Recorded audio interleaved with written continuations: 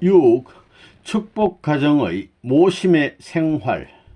모심의 생활이 어떤 것이냐? 지성을 다하여 옛날에 영적인 하나님을 대해 가지고 정성 들이던 그 정성을 가지고 오늘날 실체적인 부모님 앞에 효성 드리는 것입니다. 효성을 지성껏 하는 길이 나라를 대해서 충성을 하는 시초요, 이 만국을 대표한 성인들이 하는 일입니다. 이래서 오늘날 이 평명적인 입장에서 부모를 모셔가지고 효성을 한다고 하는 것은 나라를 위해서 세계의 성인의 을을 이어받을 수 있는 가치 있는 것입니다. 그렇기 때문에 하나님 앞에 혹은 효자의 이름을 가지고 참부모 앞에 효자의 공인을 받는다는 것은 그 무엇보다도 위대하고 놀라운 것입니다. 그 자리는 예수님도 부러워하고 지금까지 역사시대의 도주들도 부러워하는 것입니다. 알겠어요? 무슨 말인지. 그렇기 때문에 이제 여러분은 참부모와 철석 같은 연관을 맺어서 세상의 어떤 것으로도 끊으려야 끊을 수 없는 일치된 생활 전통을 가져야 하겠습니다. 7. 삼위기대를 중심한 생활. 오늘날 우리 교회에 있어서 남자 3사람, 여자 3사람 이렇게 삼위기대를 만들었습니다.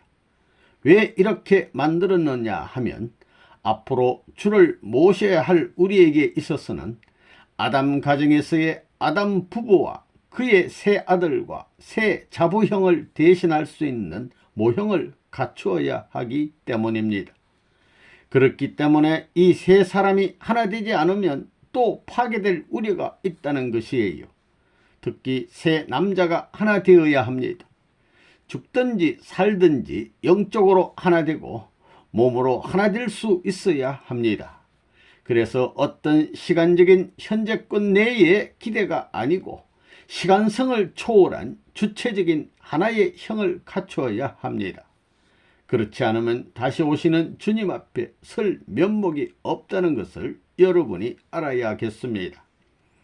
만일 3사람이 하나 되어 뜻을 대신할 수 있는 원칙적인 발판을 만든다면, 다시 말하면 하늘이 변할지라도 우리는 변하지 않겠다는 각오를 지닌 삼위기대가 되어 있다면 하늘은 이런 기대 위에서 뜻을 이루실 것입니다. 이런 내용을 갖추기 위해서 여러분들을 중심 삼고 삼위기대를 조직했습니다. 3형제가 하나 되지 못한 것이 타락이지요. 그렇지요. 셋이 하나 되지 못한 것이 타락이기 때문에 복귀 원칙에 따라서 3형제가 한 살림살이를 해가지고 하나 되지 못하면 천국은 절대로 이룰 수 없는 것입니다.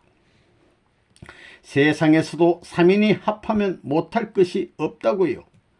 우리 교회는 8식구가 움직여야 합니다. 아무리 큰 핍박을 받는 교회라도 지도자와 그 부인, 거기에 3남자와 3여자가 합쳐진 8식구가 하나 되면 아무도 못 깨뜨립니다. 이거 철칙이에요. 이런 복귀형을 각자가 갖추어야 할 사명이 있는 연고로 삼위기대를 조직했습니다.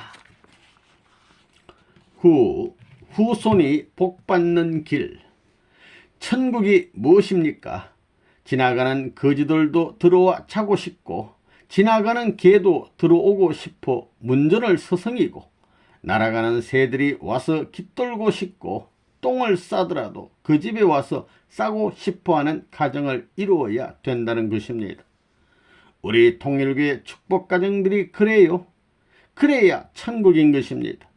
본이 되지 못할 망정 동네방네 다니면서 말썽이나 피우는 사람이 되어서는 안 됩니다. 그런 천국 가정을 만들어야 흥하고 하나님도 같이 해주시는 것입니다. 왜? 하나님의 사랑이 깃드는 곳에는 생명을 가진 모든 존재가 모여들게 되어 있기 때문입니다. 또 하나님의 사랑이 깃드는 곳이 모든 존재의 평화스러운 안식처이기 때문입니다. 여기 있는 부인들은 불쌍한 사람이 오면 아이고 우리 집 살림도 어려운데 왜 왔나 그러지요.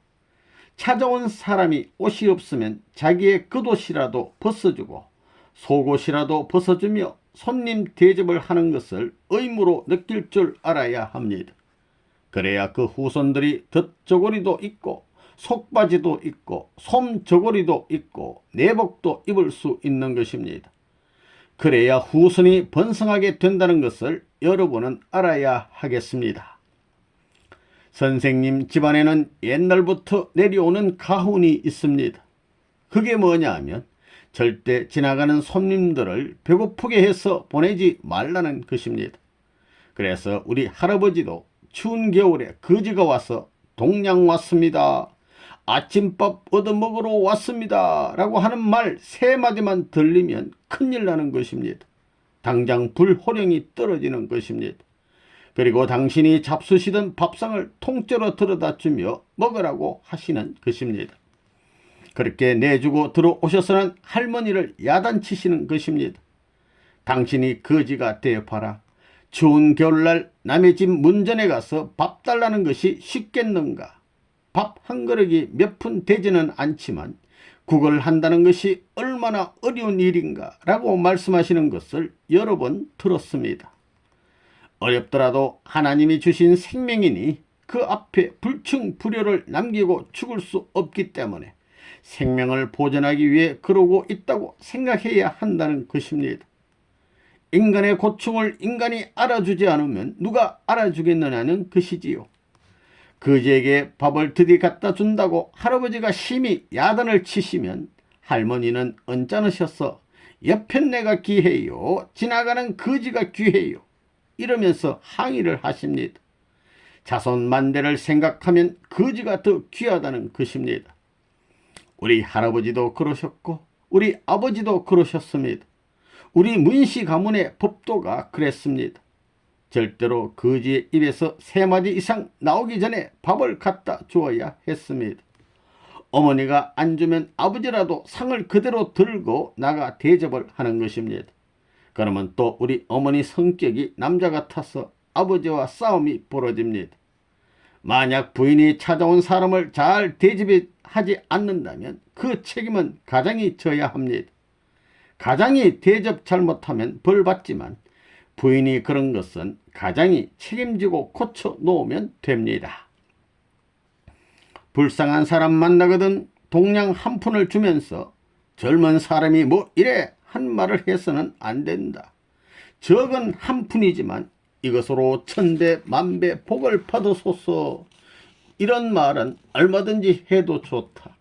동네에 못 먹고 불쌍한 사람이 있거들랑 밤을 지새워가며 쌀 한 대라도 사주기 위해 새끼라도 꼬고 집신을 팔아서라도 동정하겠다는 마음을 가지고 정성을 들인다면 후대의 자손들은 만대에 자랑할 수 있는 축복의 자리에 서게 된다. 동네에 못 사는 사람이 아기를 낳아서 굶고 있을 때 소라도 팔아서 줄 수 있는 입장에 서야 한다. 하나님 편에서는 모두 다 형제다. 선생님도 그렇습니다. 한국의 협회장도 외국 식구들이 오면 잘 대접해야 하는 것입니다. 외국에서 식구들이 왔는데도 모르는 체하고 집에 가서 다리를 쭉 펴고 자면 그 다리가 썩는다는 것입니다. 그걸 알아야 해요. 아무리 밥이 없어 굶고 살다가도 밥 한 그릇이 생기면 동네 사람들과 나눠 먹으려고 해야 합니다. 그러면 그 동네 사람들이 복을 빌어주는 겁니다. 굶게 되면 누가 밤중에 쌀가마니를 몰래 갖다 놓는 일이 벌어진다는 것입니다. 그렇게 되면 절대 망하지 않는 것입니다. 하늘이 여러분들을 위하는 것과 마찬가지로 여러분이 하늘을 위해야 되고 또 선생님을 알았으면 선생님이 여러분을 위하는 것과 마찬가지로 여러분이 식구를 위해야 됩니다. 그런 문제에 있어서 여러분은 무엇이 되었느냐 하면 절도와 같은 사람이 많아요. 하늘 것도 따먹고 식구들 것도 겁탈해 먹는 제일 무서운 자가 되면 여러분의 후손은 칠대도 못 가서 몰살합니다. 자, 여러분은 신세 지는 사람이 됐어요? 신세 끼치는 사람이 됐어요? 만약 신세 끼치는 사람이 됐으면 발전해야 합니다. 왜냐하면 하늘이 협조하기 때문입니다. 10. 죽을 때도 사위 기대를 갖추어야 한다. 여러분이 죽을 때에 누구를 붙들고 죽을 것이냐 하는 것이 문제입니다.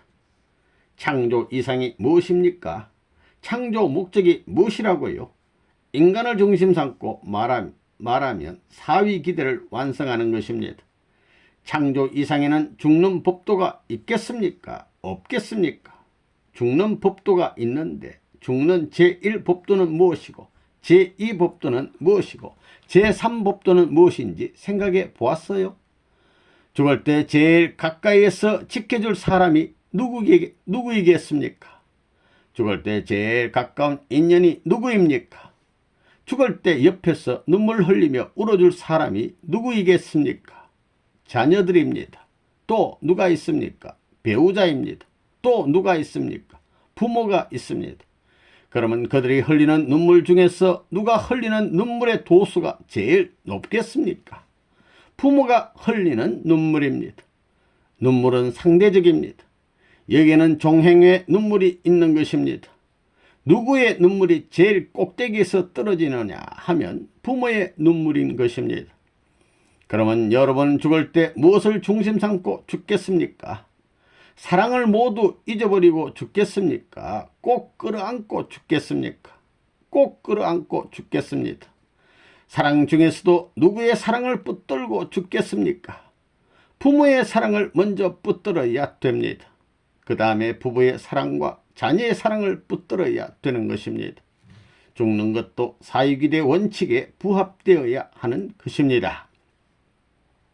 사람들이 죽을 때 먼저 누구를 부릅니까? 하나님을 부릅니다.